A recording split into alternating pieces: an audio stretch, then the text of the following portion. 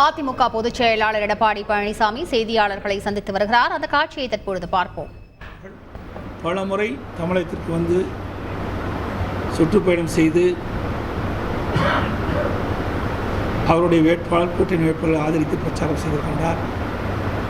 மரியாதைக்குரிய அமித்ஷா அவர்கள், மரியாதைக்குரிய ராஜ்நாத் சிங் அவர்கள், அதேபோல் மத்திய அமைச்சர்கள் திருமதி நிர்மலா சீதாராமன் மற்றும் பல மத்திய அமைச்சர்கள் தமிழகத்திற்கு வந்து நாடாளுமன்ற தேர்தலின் போது அவருடைய கட்சியுடைய வேட்பாளர்களையும் கூட்டணி கட்சி வேட்பாளர்களையும் ஆதரித்து பிரச்சாரம் செய்தார்கள். அதேபோல் பாரதிய ஜனதா கூட்டணியில் அங்கம் வைக்கின்ற பாட்டாளி மக்கள் கட்சியினுடைய அங்கம் வைத்த பாட்டாளி மக்கள் கட்சி, பாரதிய ஜனதா கட்சியில் அங்கம் வைத்த பாட்டாளி மக்கள் கட்சி பெரியவர் திரு ராமதாஸ் அவர்களும் திரு அன்புமணி ராமதாஸ் எம்பி அவர்களும் அவருடைய கட்சி வேட்பாளரும் கூட்டணி வேட்பாளர்களும் ஆதரித்து பிரச்சாரம் செய்தார்கள். அதே போல் அவர் கூட்டணியில் அங்க வைத்த பல்வேறு கட்சியைச் சேர்ந்த தலைவர்களும் அவர்களுக்கு பிரச்சாரம் செய்தார்கள். திராவிட முன்னேற்ற கழகத்தை பொறுத்த வரைக்கும் திரு ஸ்டாலின் அவர்கள் அவருடைய வேட்பாளரை ஆதரித்து அவருடைய கூட்டணி கட்சி வேட்பாளர் ஆதரித்து பிரச்சாரம் செய்தார். திரு உதயநிதி அவர்களும் அவருடைய வேட்பாளர்களையும் கூட்டணி வேட்பாளர்களும் ஆதரித்து தமிழ்நாடு முழுவதும் கிட்டத்தட்ட 90% சட்டமன்ற தொகுதிக்கு உட்பட்ட பகுதியில் சென்று வாக்காளர்களை சந்தித்து வாக்குகளை சேகரித்தார். அவருடைய கூட்டணி திமுக கூட்டணியில் அங்கம் வைக்கின்ற காங்கிரஸ் இந்திய கூட்டணி கட்சி திரு ராகுல் காந்தி அவர்கள் இங்கே நடைபயணம் மேற்கொண்டார். ராகுல் காந்தி அவர்கள் பொதுக்கூட்டத்திலே அவருடைய வேட்பாளர் ஆதரித்து கூட்டணி வேட்பாளர் ஆதரித்து இங்கே தேர்தல் பிரச்சாரத்தை மேற்கொண்டார்கள். அதேபோல் திராவிட முன்னேற்ற கழகத்தில் அங்கம் வைக்கின்ற கூட்டணி கட்சிகள் விடுதலை சிறுத்தைகளுடைய கட்சியினுடைய தலைவர் திரு திருமாவளவன் அவர்கள் அவருடைய கட்சி வேட்பாளருக்கும் அவருடைய கூட்டணி கட்சி வேட்பாளருக்கும் தேர்தல் நேரத்தில் பிரச்சாரத்தை மேற்கொண்டார்கள். அதுபோல் கம்யூனிஸ்ட் கட்சியை சேர்ந்த திரு முத்தரசன் அவர்கள், திரு பாலகிருஷ்ணன் அவர்கள் இவர்களும் அவருடைய வேட்பாளருக்கும் கூட்டணி கட்சி வேட்பாளர் ஆதரவை திரட்டினார்கள். அதேபோல் கொங்கு நாடு மக்கள் கட்சி தலைவர் வைகோ போன்ற கட்சியுடைய தலைவர்களும் அவருடைய கட்சிக்கும் கூட்டணி கட்சி வேட்பாளருக்கும் ஆதரவு திரட்டினார்கள். சிறுபான்மையினர் வாக்குகளை பெறுவதற்கு IMUM இந்திய யூனியன் முஸ்லீம் லீக் IUML அந்த கட்சியினுடைய தலைவர்கள் நிர்வாகிகள் எல்லாம் தமிழகம் முழுவதும் சுற்றுப்பயணம் செய்து சிறுபான்மை மக்களை கவர்கின்ற விதத்திலே கூட்டணி கட்சிக்கும் அவருடைய வேட்பாளருக்கும் ஆதரவு திரட்டினார்கள். மத்தியிலும் இவர்கள் ஆட்சியில் இருந்தவர்கள் இங்கே வந்து பிரச்சாரம் செய்தார்கள். மாநிலத்தில் இருக்கின்ற ஆட்சியில் இருந்தவர்கள் செய்தார்கள். அதோடு திராவிட முன்னேற்ற கழகத்தில் இருக்கின்ற அமைச்சர்கள் பாராளுமன்ற தொகுதி வாரியாக பிரித்து அங்கேயே முகாமிட்டு ஆட்சி அதிகாரம் பணமளத்தை வைத்து இந்த தேர்தல் பிரச்சாரத்தில் மேற்கொண்டார்கள். இதற்கிடையில் அனைத்து இந்திய அண்ணா திராவிட முன்னேற்ற கழகத்தை பொறுத்த வரைக்கும் நான் ஒருவன் தான் தமிழ்நாடு முழுவதும் எங்களுடைய அனைத்து இந்திய அண்ணா திராவிட முன்னேற்ற கழக வேட்பாளர்களையும் கூட்டணி வேட்பாளர்களும் ஆதரித்து நான் பிரச்சாரம் செய்தேன். எங்கள் கூட்டணியில் தேமுதிக தன்னுடைய பொதுச் செயலாளர் மரியாதைக்குரிய திருமதி பிரேமலதா விஜயகாந்த் அவர்கள்தான் பிரச்சாரத்தில் மேற்கொண்டார்கள்.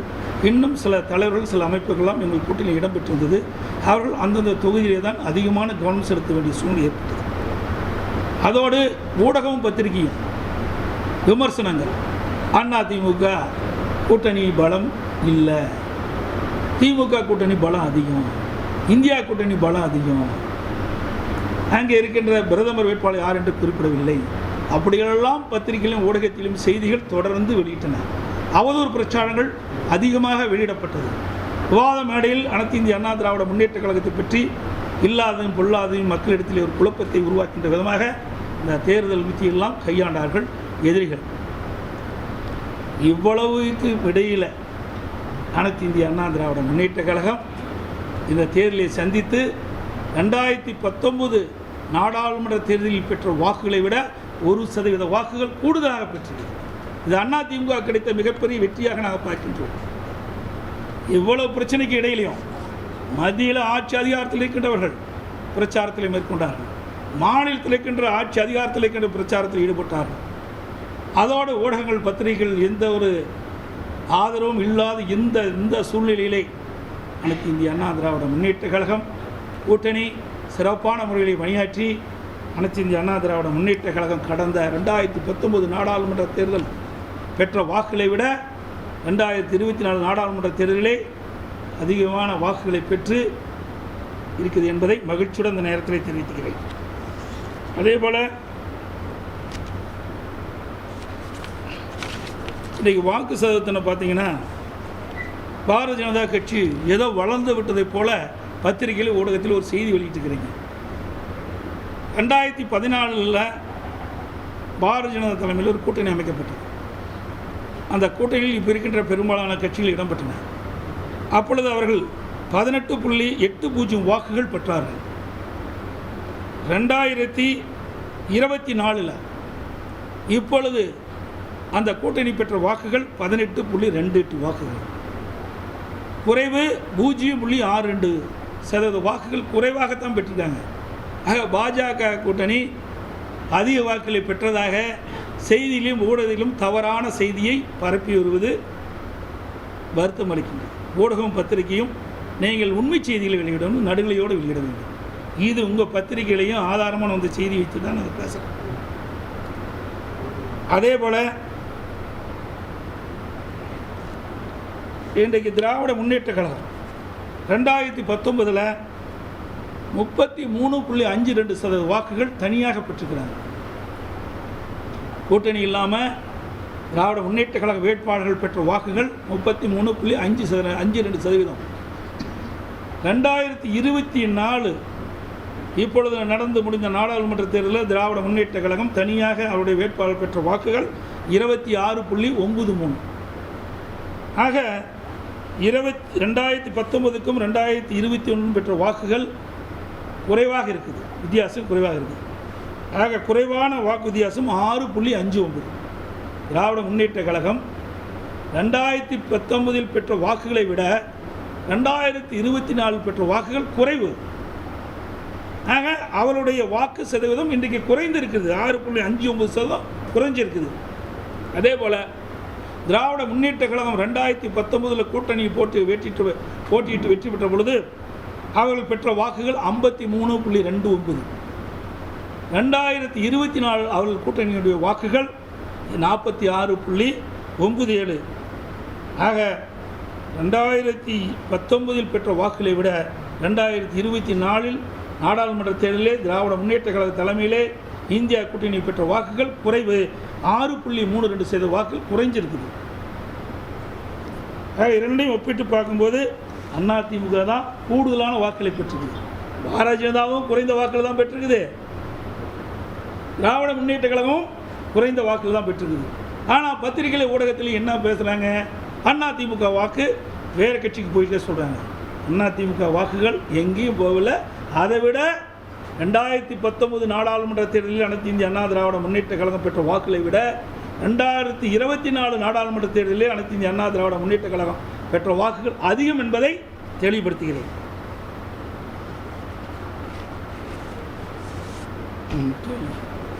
தென் மாவட்டங்கள்ல 7 இடங்கள்ல டெபாசிட் இழந்திருக்கோம். இப்போ தென் மாவட்டங்கள் அதிமுக வலுப்பெறும். இது நாடாளுமன்ற தேர்தல், சட்டமன்ற தேர்தல் வேறு, நாடாளுமன்ற தேர்தல் வேறு. உங்களுக்கு நல்லா தெரியும். நீங்கள் சேலத்திலே எடுத்துங்க, நீங்கள் எல்லாம் சேல பகுதியை சேர்ந்தவங்க. 2019 சேல நாடாளுமன்ற தேர்தலில் எப்படி இருந்தது, இப்போ நடைபெற்று முடிந்த 2024 சட்டமன்ற தேர்தல் நாடாளுமன்ற தேர்தல் எப்படி இருந்தது உங்களுக்கு நல்லா தெரியும்.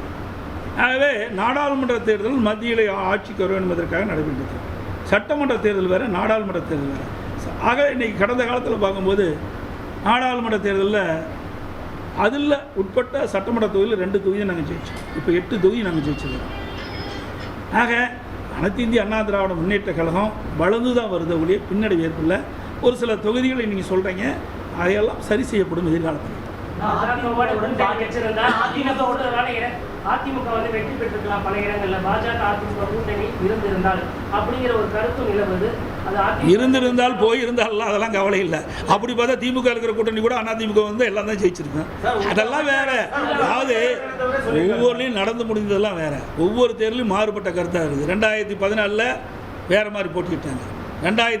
அதுக்கு அடுத்து வருது 2019 வேறு, 2024 இப்படி மாறுபட்ட கூட்டணிலாம் மாறி மாறி அமைச்சிட்டு இருப்பாங்க.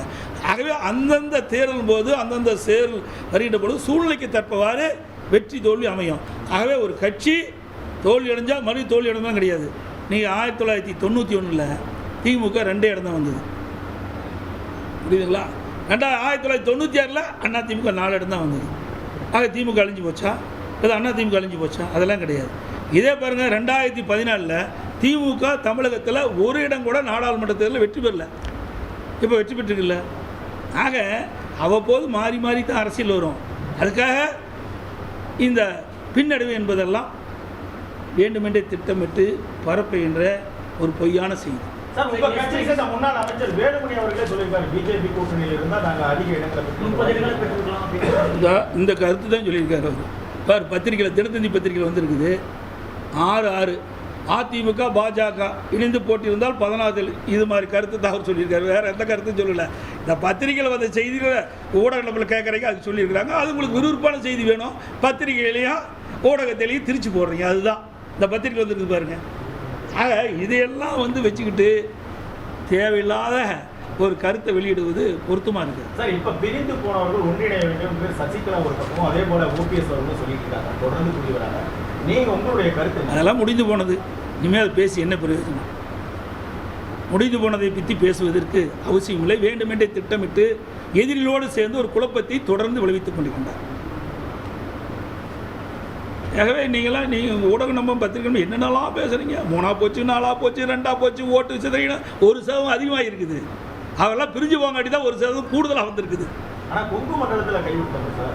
இது சார் கோட்டையில் போனதற்கு 2019 என்னாச்சு சொல்லுங்கள்? அப்போ மட்டும் நாடாளுமன்றம், அப்போ அதுக்கு பின்னாடி வந்து சட்டமன்ற தேர்தல் என்னாச்சு? அதை நீங்கள் கேட்க மாட்டேங்கிறீங்களே. இது சட்டமன்ற தேர்தல் வேறு, நாடாளுமன்ற தேர்தல் வேறு. மக்கள் பிரித்து பார்த்தா ஓட்டு போடுறாங்க. நீங்கள் 2019 கூட இடைத்தேர்தல் இருந்தது, நல்லா புரிஞ்சு. நிலக்கோட்டையில் அதிமுக 26 ஓட்டில் ஜெயிக்கிறார். அங்கே திமுக வேட்பாளர் போடணும், தோக்குது. நாடாளுமன்றத்தில் 40,000 ஓட்டு கூடுதலாக வாங்குறாரு. அங்கே மக்கள், தமிழ்நாட்டு மக்கள் விழிப்புணர்வு உள்ளவர்கள். எந்த சமயத்தில் எப்படி வாக்களிப்போ அப்படி வாக்களிப்பார்கள். 2026 சட்டமன்ற தேர்தலில் அனைத்து இந்திய அண்ணா திராவிட முன்னேற்ற கழக தலைமையில் அமைக்கப்பட்ட கூட்டணி பெரும்பான்மையான இடங்களில் வெற்றி பெற்று அதிமுக ஆட்சி அமைக்கும் என்பதை திடமாக சொல்லுங்கள். எந்த கருத்து? நீங்கள் தான் திருச்சி போடுறீங்களே. கிடைச்சா போதும். ஏதாவது ஒரு வார்த்தை சொன்னதை உடனே கேட்குறாரு அறிவிப்பார். ஆக அதிமுக யார் வேணாலும் சொல்லுவார்.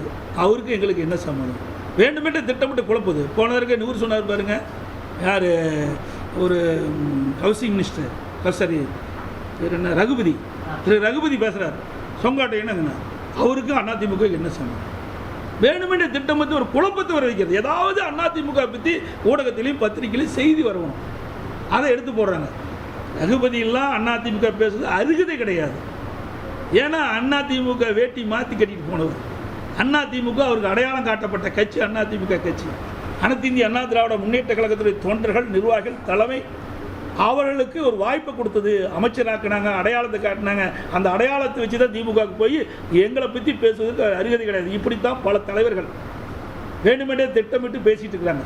இன்றைக்கு கூட இன்றைக்கி நீங்கள் கேட்டதுனால சொல்கிறேன், இல்லை மற்ற கட்சியெல்லாம் தலையிடுறதில்லை.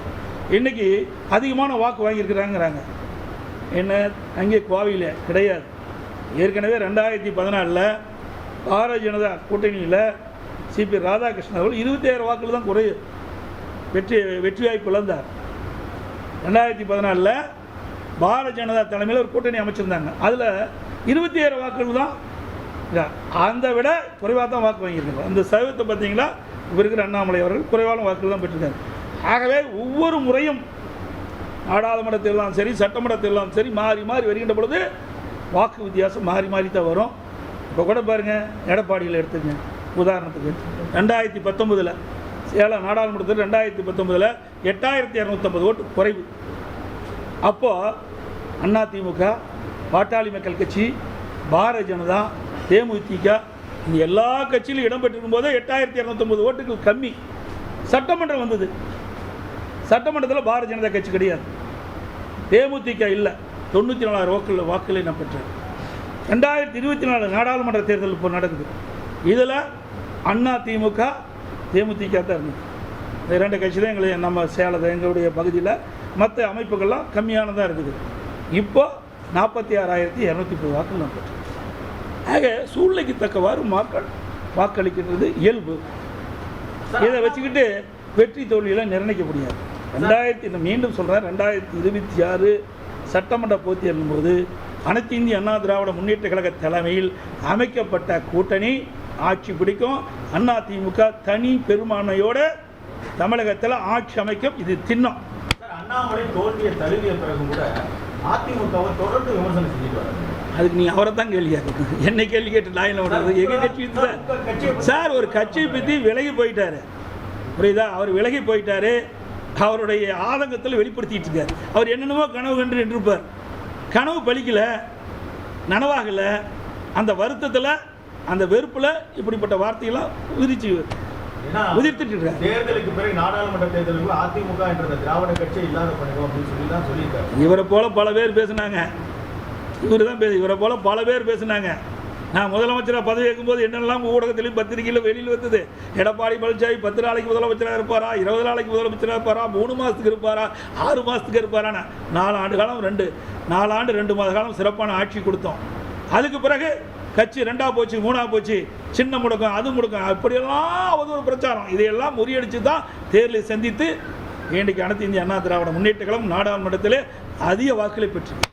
சார், பாஜகவை பொறுத்தவரை கடந்த மத்திய ஆட்சியில் தனி பெரும்பான்மையாக இருந்தாங்க.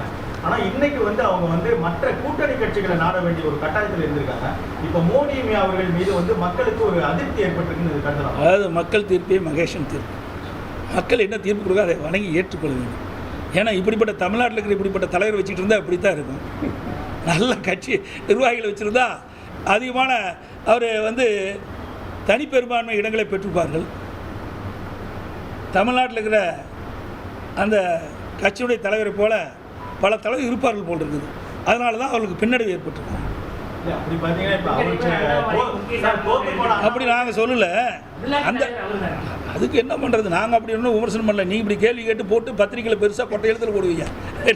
அதுக்கு நீங்கள் பார்க்குறீங்க, உங்களுக்கு விறுவிறுப்பான செய்தி வேணும், அதுக்கு நாங்கள் தான் கிடைச்சவா? அதெல்லாம் கிடையாது.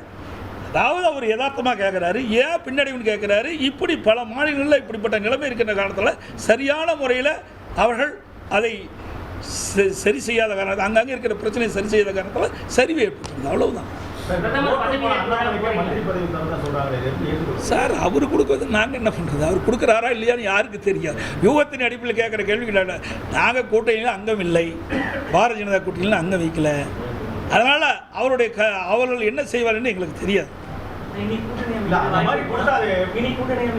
நான் ஏற்கனவே தெளிவுபடுத்திக்கிட்டேன். இங்கே தான் சொன்னேன். கிட்டத்தட்ட 23/10 நான் சொல்கிறேன் நினைக்கிறேன். அதாவது எனக்கு தெரிஞ்ச ஞாபகம் 24/10/2023 உங்கள் பேட்டின் வாயிலாகவே நான் தெரிவிச்சிருக்கிறேன். இங்கே உங்களை வச்சு தான் நான் பேட்டி கொடுத்துருக்கிறேன். தலைமையிலையும் பேட்டி கொடுத்துருக்கிறேன், கூட்டத்திலையும் பேசியிருக்கிறேன்.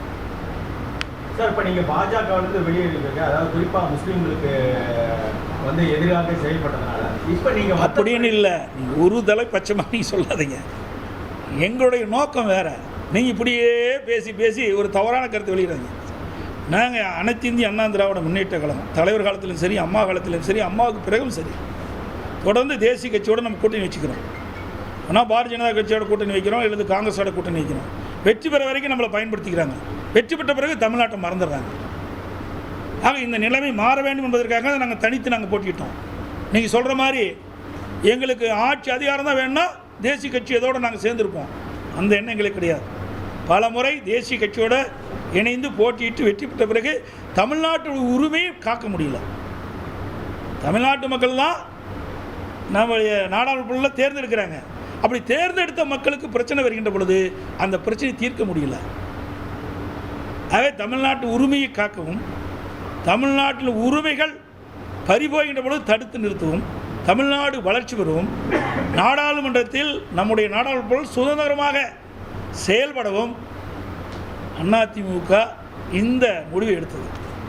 இதெல்லாம் இன்னைக்கு காவிரி நதிநீர் பிரச்சனை இப்போ வந்திருக்கார். இப்போ 37 பேர், ஏற்கனவே 38 பேர் 2019 வெற்றி பெற்றாங்க திமுக கூட்டணியில். என்ன சாதிச்சாங்க? இப்போ 40 பேர் பாண்டிச்சேரியோட வெற்றிருக்காங்க. இப்போ என்ன சாதிப்பான்னு பார்க்கலாம்.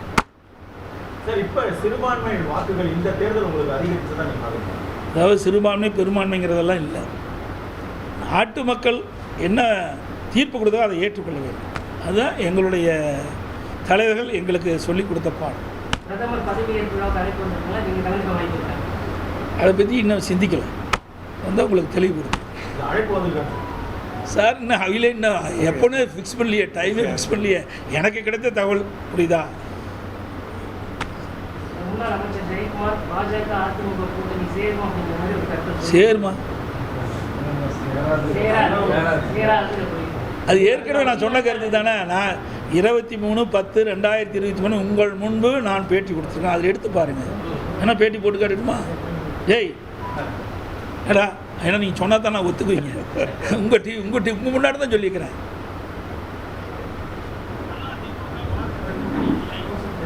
அண்ணா திராவிட முன்னேற்ற கழக தலைமையில் ஒரு சிறப்பான கூட்டணி அமையும், வலுவான கூட்டணி அமையும். 2024 மட்டுமல்ல, 2026 அதிமுக தலைமையில் சிறப்பான கூட்டணி அமையும். 2026 புரியுதுங்களா? இல்லைன்னா அன்னைக்கே அவங்க முன்னாடியே சொல்லியாச்சுங்க. அதுதான் ஒரு ரிப்பீட் பண்ணியிருக்கேன். அனைத்து ஊடகங்களுக்கும் பத்திரிகைகளுக்கும் வணக்கம், நன்றி. ஒரே நிமிஷம் சொன்னேன். அதிமுக 2019 பெற்ற வாக்குகளை விட 1% வாக்குகளை அதிகமாக பெற்றிருக்கிறது. ஆனால் பாஜக 2014 இதே மாதிரி கூட்டணி அமைச்சாங்க. அதோடு ஒப்பிடுகின்ற போது 0.2% சரிந்திருக்கிறது. வேட்பாளர் வெற்றி பெறுவதற்காக அள்ளும் பகலும் உழைத்த அனைத்து இந்திய அண்ணா திராவிட முன்னேற்ற கழகத்தினுடைய தலைமை கழக நிர்வாகிகளுக்கும், அனைத்து மட்ட நிர்வாகிகளுக்கும், கழக தொண்டர்களுக்கும் எனது நன்றியை தெரிவித்துக் கொள்கின்றேன்.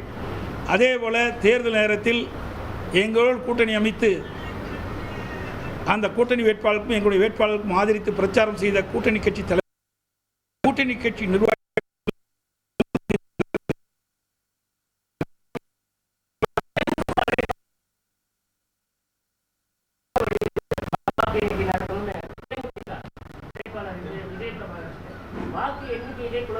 அதான் வாக்கு எண்ணிக்கையில் குளறுபடி இருக்குது. மறு வாக்கு என்ன வேணும்னு கேட்டாங்க. ஆனால் இல்லை இருக்கிறாங்க. அவர்கள் நீதிமன்றத்துக்கு போகிறதுக்காக இன்றைக்கு நான் பத்திரிகை செய்தி பார்த்தேன். அவர்களும் பேசினாங்க.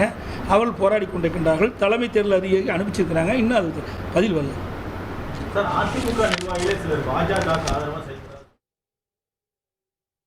2024 சட்டமன்ற தேர்தலிலும் பாஜகவுடன் கூட்டணி இல்லை. ஏற்கனவே அதை நான் தெரிவித்து விட்டேன் அப்படின்னு அதிமுக பொதுச் செயலாளர் எடப்பாடி பழனிசாமி அவர்கள் தெரிவித்தார். அதோடு சேர்ந்து தமிழ்நாட்டில் அதிமுக மட்டும்தான் கூடுதலாக வாக்குகளை பெற்றிருக்கு, மற்ற கட்சிகளாக குறைந்திருக்கு அப்படின்னு ஒரு புள்ளி விவரத்தையும் கூட வெளியிடுகிறார். அதோடு அண்ணாமலை கனவு பலிக்கும்னு எதிர்பார்த்தாரு, அது பலிக்கவில்லை. அதனால் ஏதேதோ காழ்ப்புணர்ச்சியில் பேசிக்கொண்டிருக்கிறார் என்ற குற்றச்சாட்டை முன்வைத்தார். தொடர்ந்து சிபி ராதாகிருஷ்ணன் அவர்கள் பெற்ற வாக்குகளை விட அண்ணாமலை அவர்கள் பெற்ற வாக்குகள் குறைவு என்ற குற்றச்சாட்டையும் திரு இபிஎஸ் முன்வைத்தார்.